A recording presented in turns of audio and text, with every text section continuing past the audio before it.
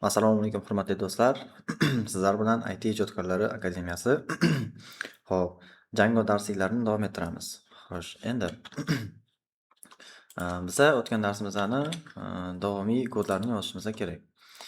Ya'ni templateslar bilan ishlashni ko'rgan edik, yangi applar qo'shgan edik va Hello Worldni chiqargan edik. Bugun esa shuni davom ettiramiz. Xo'sh, papkamizga nom berib olamiz albatta.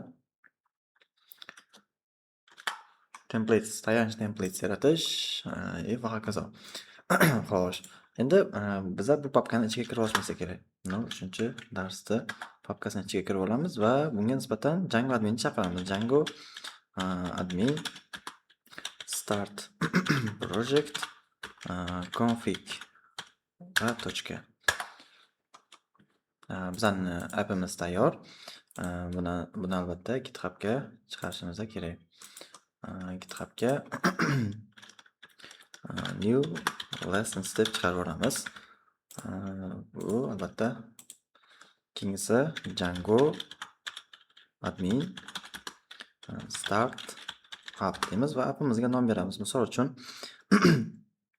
new app deb biz o'tgan darsimizda bergan edik. Xuddi shunday qilib new app deb beramiz va new app ham xuddi shunday qilib chiqaramiz. New app deb qo'yamiz. Mayli, qo'shildi degan ma'noda. Xo'sh, endi konfiguratsiya bo'yicha biza Python manage.py migrate qilishimiz kerak edi. Migrate qilganimizdan keyin bizga databaseni qo'shib berar edi. Mana bunday databaseni qo'shib berdi. Xo'p, endi buni run qilib qo'yishimiz mumkin. Run qilib qo'yamiz albatta. Ana endi biza bunga konfiguratsiyaga install appsga biza yangi appimizni qo'shishimiz kerak. Ya'ni new app deb qo'shib qo'yamiz. Templatesimizda ham albatta biroz o'zgarishlar kiritishimiz kerak. Base dir konfiguratsiyasi bo'yicha templates degan papkaga yo'nalish berishimiz kerak va biza new app ichida templates deb nomlangan papkani yaratib qo'yamiz shu joyda o'zida. Va umumiy, ya'ni mana shu parametrlar bo'yicha ham templatesni yaratib qo'yamiz. Buni hozir nima uchunligini dars davomida ko'rib ketamiz. Xo'p, endi base dirimizni yaratdik, templatesda new appimizni qo'shdik. Bu configda, ya'ni deyarli hozircha o'zgarishlar kerak emas. Mana bu yerda misol uchun o'zbek tiliga o'zgartirib qo'yishimiz mumkin. Xo'sh, saqlaymiz. Bu deploy qaytadan bo'ladi. Ana endi URLsga nisbatan biza bo'sh URLni pass qilib berishimiz mumkin. Misol uchun undan oldin from ni chaqirishimiz kerak, ya'ni from include bor edi. O'tgan darsimizda biroz qaytarib ko'radigan bo'lsangiz, pass orqali biza yangi URLni qo'shar edik. Mana bunday new app URLsini qo'shamiz. Ammo bizada new app ichida no model name, ya'ni o'sha modulda topa olmadim deyapti. Ya'ni bizada URLs deb nomlangan py mavjud emasligini aytyapti. Ya'ni bizani new appimizga yuzlanadigan bo'lsak, bizada xo'p, urls.py mavjud emas. Yangi pyni qo'shamiz. .py. Xo'p, bizning pyimiz endi mavjud. Endi bu modulni yopib qaytadan ishga tushiradigan bo'lsak, biza u pyimiz ichida hech qanaqa URL patterns yo'qligini aytyapti va o'sha URL patternsimizni endi yaratib ko'ramiz. Bu qisman olganda, umuman olganda xatolik ham deb bo'lmaydi. Sababi hali kodimizda hech nima yo'q. Xo'p, endi o'tgan darsimizga yuzlanadigan bo'lsak, biza templateslarni yaratgan edik. Xuddi shunday qilib biza oddiygina templatesga nisbatan havola beramiz. Xo'p, oddiygina HTML sahifamizda home HTML ni yaratamiz. Home HTML bo'lishi kerak edi. HTML bunga nisbatan albatta oddiygina H1 da asosiy sahifa deb nom berib ketaman. Xo'p, endi templatesimizga yuzlanamiz. Ya'ni new appimizda biza wave yaratishimiz kerak. Wave yaratamiz albatta. Dev fractions orqali ham yaratsak bo'ladi. Home ga nisbatan mana oddiygina home deb nomlangan funksiyani yaratdik. Endi bunga nisbatan biza URL beramiz. Ya'ni from ya'ni biza wave da yaratdik. O'sha wave ni URLsga chaqirishimiz kerak. From albatta Xo'p, from wave ni chaqiramiz. Wave ichida home ni chaqirib olamiz va pass ni ham bu yerda chaqirishimiz kerak. URL patterns mavjud. URLs deb nomlanadi. Shu joyda mana URLs patterns bizda bor. Buni albatta qo'shib qo'yamiz. URL patterns ko'pchilik mana shu variable'ni, ya'ni o'zgaruvchini xato nom bilan nomlab qo'yadi. O'sha narsaga e'tiborli bo'lasizlar. Ya'ni bu majburiy shunday nom bilan nomlanadi. Xo'p, biza pazimizga, ya'ni qo'shib oldik. Mana deployimiz qaytadan bo'ldi. Ishladi desak ham bo'ladi. Bu saytni hozir ko'rsatib ketaman, tushuntirib ketaman. Mana bizning asosiy sahifamizda ishladi. Ana endi biroz veb-saytimiz haqida qisqacha ma'lumot berib ketaman. Buni GitHub sahifamizga yuborib borib. Xo'sh. Ushbu platformadan biz o'tgan darsimizda ham tushuntirib bergan edim. Ya'ni ushbu veb-saytdan ro'yxatdan o'tib olasizlar. Albatta link domenidan albatta video opisiyaniyasida yozib qoldiraman. Ro'yxatdan o'tasizlar. Ushbu modul orqali sizlar albatta ushbu yo'nalishlarda bemalol o'qishlaringiz mumkin bo'ladi. Xo'p, bizda esa mana bu modulni ketma-ketlikda biz to'ldirib bormoqdamiz. Ya'ni shularni albatta platniy va besplatniy ko'rinishlarda o'rganib chiqishingiz mumkin. Ya'ni o'zingiz loyihangiz bo'yicha albatta hamda YouTube kanalimizga a'zo bo'lib qo'yishingizni maslahat bergan bo'lar edim. Albatta qolgan video darsliklarni ushbu kanal orqali kuzatib borishingiz mumkin. Xo'p, endi darslikka qaytib olamiz. Biza bugungi mavzuyimiz o'zi tayanch templates yaratish. Biza app ichida templates yaratdik. Xo'sh. Bu bu yoqqa o'tib qolibdi. O'shani endi bu yoqqa ko'chirib qo'yamiz. Mana templates. Asosiy templates ichiga esa, mana bu templates ichiga esa biz base.html ni yaratamiz. Yangi app qo'shamiz, yangi fayl qo'shamiz. base.html. Base.html o'zi nima? Django frameworki bizani umumiy yo'nalishimizga e'tibor beradigan bo'lsangiz, ya'ni MVT ko'rinishda, ya'ni Django MVT ko'rinishda module web templates, ya'ni bizada modul mavjud, ya'ni modules deb nomlanadi. Ya'ni moduldan keladigan weblarni templates ko'rinishda chiqarish. Django arxitekturasi bo'ladi, ya'ni bu backenddan keladigan ma'lumotlar hisoblanadi o'zi umuman olganda. Ana endi o'shani biz templates orqali chiqarmoqdamiz. Xo'p, endi bizada tayanch templates degan tushuncha bor. Ya'ni Django frameworki bilan ishlashda tayanch templates deb nomlangan funksiya bor.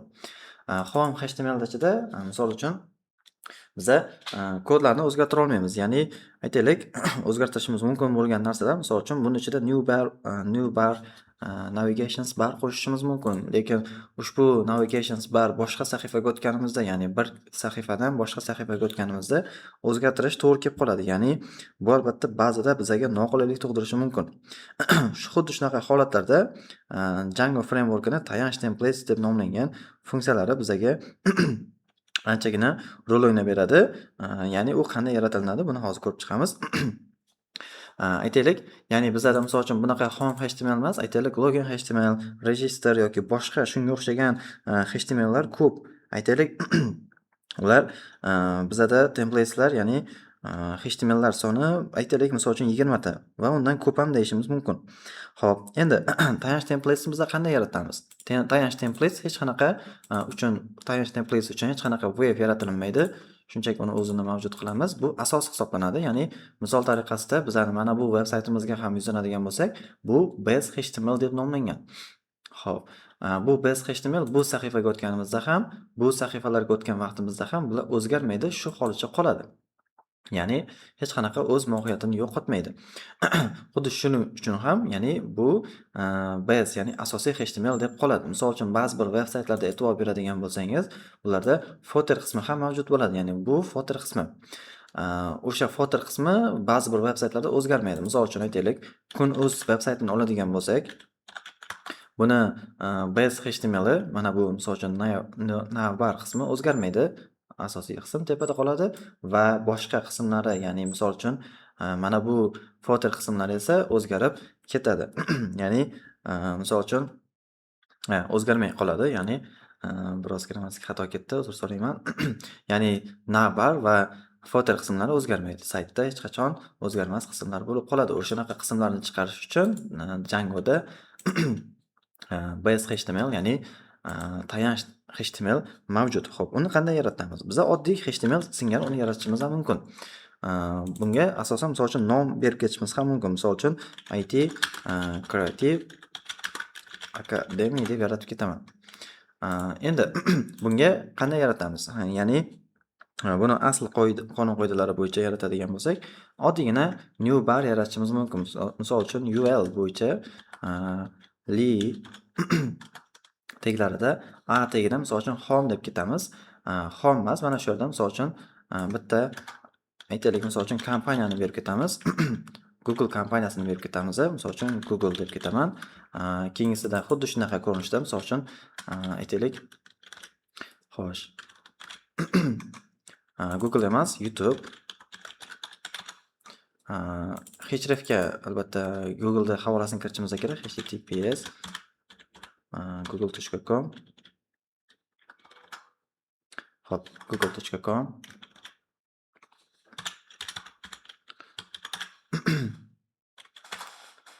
Xo'sh, endi bunikini esa youtube.com va hokazo.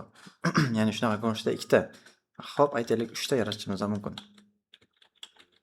Biza bunga endi IT Creative deb qo'yamiz. Ya'ni IT Creative Academy deymiz va buni linkini IT Creative o'z emas, itacademy.uz itacademy.uz saytini kiritib qo'ydik. Mana 3 ta domen. Mana shuni o'zini ham misol uchun ishga tushirib ko'rishimiz mumkin. Lekin esa bunda misol uchun o'zi umuman olganda bunga nisbatan biza blok berishimiz kerak. Ya'ni bu aytaylik Django'ni o'zini nima desak bo'ladi? O'zini teglari yokida misol uchun variablelari deyishimiz mumkin. Ya'ni o'zini qonun-qoidasi. Ya'ni buni quyidagicha beramiz. Block content va end block content. Bu ichida ma'lumotlar bo'lishi kerak. O'zi aslida mana bunday ko'rinishda end block content ko'rinishda yopilishi kerak. Bu Django'ni bloklari hisoblanadi. Ya'ni biz Django frameworkida ishlatganimizda shu orqali bilib turishimiz mumkin. Yoki bizni yozgan kodimizni shu orqali bilib olishlari mumkin. Xo'p, bu yerga misol uchun footer qismini ham yozib qo'yishimiz mumkin. Xo'p, footer aslida biz HTMLga nisbatan footer yozish biroz xatoroq. Bu nima uchunligini hozir ko'rib ketamiz. Ya'ni oddiygina p tagidan misol uchun mana bunday znakdan foydalanib qo'yamiz. Mana IT Creative Academy barcha huquqlar himoyalangan degan ma'noda. Ana endi bizga HTMLimiz yaratilindi. Xo'p, yaxshi. Bu uchun hech qanaqa web yaratilmasa, u uchun URL berilmasa, uni qanday ko'rishimiz mumkin deydi ko'pchilik savollarda. Uni biza applarimiz ichida HTMLlarimizda chaqirishimiz mumkin. Ya'ni bizning HTMLimiz bo'ldi. Endi uni quyidagicha chaqiramiz. Extends base HTML, ya'ni bu extends base HTML ichida quyidagicha chaqiramiz. Bizning HTMLimizning nomi base HTML bo'ldi. Base HTML nomini beramiz. Extends bu. Block content welcome to IT Creative Academy deb nom berib ketdim. Shunchaki bu block content ichida bo'lishi shart. Ana endi loyihani ishga tushirilgan holatini ko'radigan bo'lsak, quyidagicha bo'ldi. Ya'ni qismi, saytimizni qismi, lekin bizning navbarimiz ko'rinmay qoldi. Xo'p. Uni quyidagicha to'g'rilaymiz. Xo'p, HTML footer qismini o'z bo'lmaganda olib tashlaymiz, bizga kerak emas. Umuman olganda kodimizni to'g'rilab qo'ysak ham bo'ladi. This page, ya'ni extensni tepaga chiqaramiz. Mana bunday ko'rinishda veb saytimizga keldi. Ya'ni umumiy kontentimizni bizlarni block content va end block content ko'rinishda olib berdi. Asosan navbarlar tepada bo'ladi. Joylashuvni biz tepaga joylashtirishimiz mumkin. Ya'ni e'tibor berasiz, block contentda shu yerda ikkita HTML ni ochaman. Ya'ni mana bu ma'lumotlarni content sifatida qabul qildi va block content va end block content ko'rishda bu ma'lumotlardan keyin joylashtirib bermoqda. Ya'ni mana bundagi ma'lumotlarni to'g'ridan-to'g'ri olib kelib mana bu yerga joylaydi. Shunga rol o'ynab beradi. Ya'ni mana bizning navbarimiz. Navbarimizga endi misol uchun istasangiz ChatGPT yoki boshqa sun'iy intellektlar orqali mana bu HTMLimizga UI berishingiz mumkin. Yoki istasangiz misol uchun Bootstrap framework orqali, ya'ni web front-end framework orqali siz istaganingizdek misol uchun navbarga style berishingiz mumkin. Navbar deymiz. Bizda mana misol uchun tayyor navbar bor ekan. Mana bunaqa ko'rinishda. Shuni olib kelamiz. Mana bu end block content ko'rinishda hozircha olib tashlaymiz. Istasangiz mana bu yerda misol uchun umumiy mana bu yerga joylashtirib ko'rishimiz mumkin mana. Xo'p, sahifamizni yangilab ko'raman. Bu ishlamayapti. Sababi bizada buni olib kelgandan keyin albatta dokumentatsiyamizda mana bu linklarni chaqirib qo'yishimiz kerak. Ya'ni Bootstrap frameworkida misol uchun darsliklarni ko'radigan bo'lsangiz, mana shu ikkita skriptni, ya'ni sozlamalar qiladigan linkini olib kelishimiz kerak. Bootstrapda o'zini olib kelish, ya'ni bu. Mana endi navbarimizda ishladi. Ko'rishimiz mumkin. Buni misol uchun aytaylik, margin berib ham misol to'g'rilasak bo'ladi. Ya'ni umumiy bodyga nisbatan klass beramiz. Marginni m orqali beradi ko'pchilik. Mana bu yerda Bootstrapda margin parametrlarini ko'rishimiz mumkin. Margin deb buni Bootstrap darsliklarimizda albatta yoritib boramiz. Margin va uni qarab berilishi, ya'ni margin left, right bor, misol uchun margin top bor va hokazo. Xuddi shunday qilib parametrlar berishingiz mumkin. Misol uchun empty yoki mc, pixie misol uchun va hokazo. Ya'ni ko'pchilik misol uchun margin автоni beradi. Biz ham shuni berib ko'ramiz. Style'da misol uchun margin автоni berib ko'ramiz. Mana bunday style'ga ega bo'ladi. Ya'ni umumiy. E'tibor bergan bo'lsangiz, welcome to IT Creative bizani mana bu HTMLimiz, ya'ni home HTMLdan kelyapti. Base HTMLimiz esa base.html bo'ldi. Xo'p, endi misol tariqasida biz mana bu linklarni o'zgartirib ko'ramiz. Xo'p, aytaylik, shu yerda base HTMLni o'zini qoldiramiz va o'zimizga moslashtirib olamiz. Ya'ni mana bu yerda navbarni IT Creative ga o'zgartiramiz. Akademiya nomiga o'zgartirib qo'yamiz. Mana quyidagicha nomga ega bo'ladi. Nomini ham to'g'rilab qo'yaylik. Mana bunday ko'rinishga keldi. Xo'p, yaxshi. Home'da, ya'ni bosh sahifa deb qo'yamiz. E'tibor bergan bo'lsangiz, bunga nisbatan hech qanaqa link berilmagan. Ya'ni a tagida hrefda panjaracha qo'yilgan. Buni sababi shu, bosh sahifaga nisbatan hali hech qanday link bermaganmiz. Xo'p, yaxshi. Endi link sahifasiga esa biza misol uchun post deb qo'yishimiz mumkin yoki yangilik deb qo'yishimiz mumkin misol uchun yoki blog deb qo'yamiz. Aytaylik, blog deb qo'ydik. Keyingisi qolganlarini olib turamiz. Disable va ya'ni mana bu yerda li-dagilarni disabled olib tashlayman va drop downni ham shu joyda olib tashlayman. Hozircha menga ikkita bo'ladi, ya'ni ikkita sahifa bilan ishlayveraman. Insertni ham xuddi shunday qilib izlash deb o'zgartirib qo'yamiz. O'zbek tilida albatta. Izlash. Xo'sh, ichida mana izlash. Ya'ni umumiy sahifamiz o'zbek tiliga bo'lishi kerak. Home HTMLda ham xuddi shunday. Bu IT Creative ning bosh sahifasi deb qo'yamiz. Sahifaga xush kelibsiz. Misol uchun sahifaga xush kelibsiz. Mana bizning sahifamiz umumiy o'zbek tilida bo'ldi. Bu bosh sahifa bo'ldi. Ya'ni home HTML bo'ldi. Bu e'tibor bergan bo'lsangiz, bunga nisbatan URL bergan vaqtimizda URL name'i home deb berib ketgan. Endi base HTMLda biza link beramiz quyidagicha. Ya'ni href ichiga biza token orqali URL home deb berib ketishimiz kerak. Mana bunday. Endi e'tibor berasiz, agar biza men buni blog sifatida berib ketadigan bo'lsak, ya'ni biza URL nomini home sifatida berib ketdik, yaxshi. Lekin bizada blog deb nomlangan sahifa hali mavjud emas, shu sababli biza lekin base HTML da berib ketdik. Endi sahifaga qaytib yangilaydigan bo'lsak, quyidagi xatolikka duch kelamiz, ya'ni no research match, ya'ni seni nima deydi, URLlaringda, ya'ni manzillaringda bunaqa blog deb nomlangan manzilni topa olmadim degan ma'noda kelmoqda. Topa olmagan bo'lsa, biz yaratamiz shuni.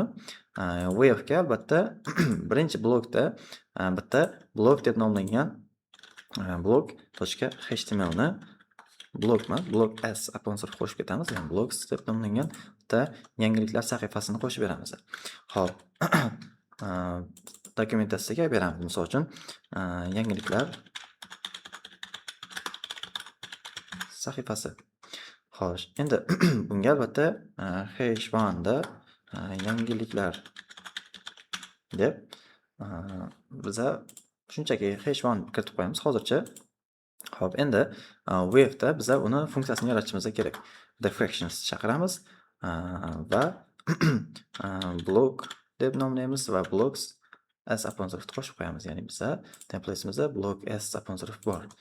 Xo'p, endi URLsga nisbatan biza path berishimiz kerak. Ya'ni web yaratdik, endi URLni qo'shamiz. Path orqali qo'shamiz albatta. Endi path orqali qo'shamiz. Mana blogsni blogs deb qo'yamiz, mayli. Mana bu yerda home chaqirganmiz yuqorida, shunda endi blogsni ham chaqirishimiz kerak. Mana blog deb chaqirdik.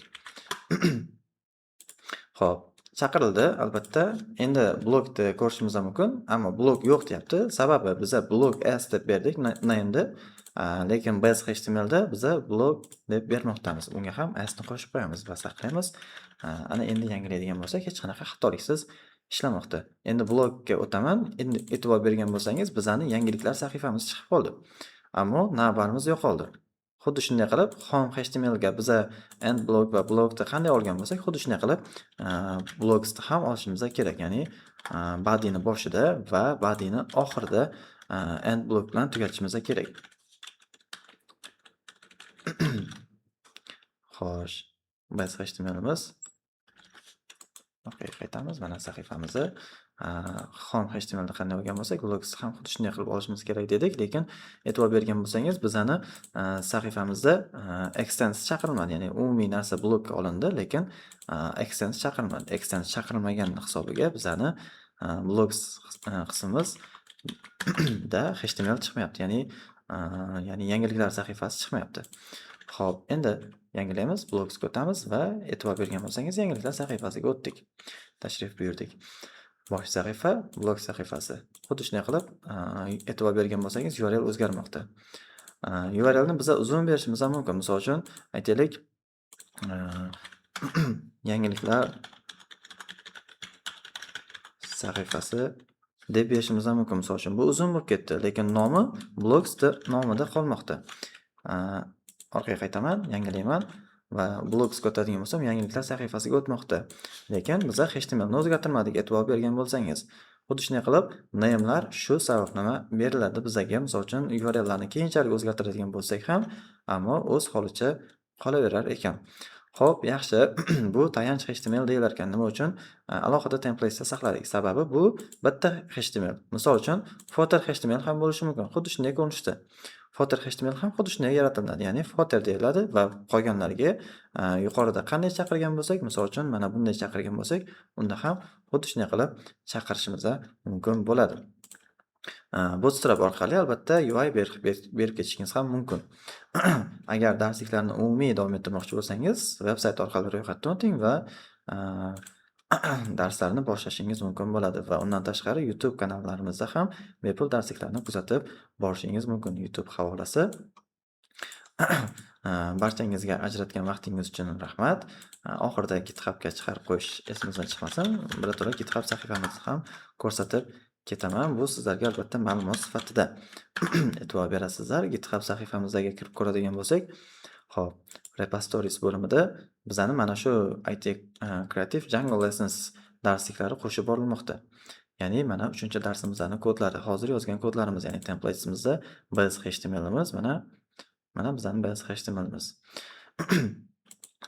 Koding olamida ko'rishguncha barchangizga xayr, salomat bo'ling. IT ijodkorlarini kuzatishda davom eting.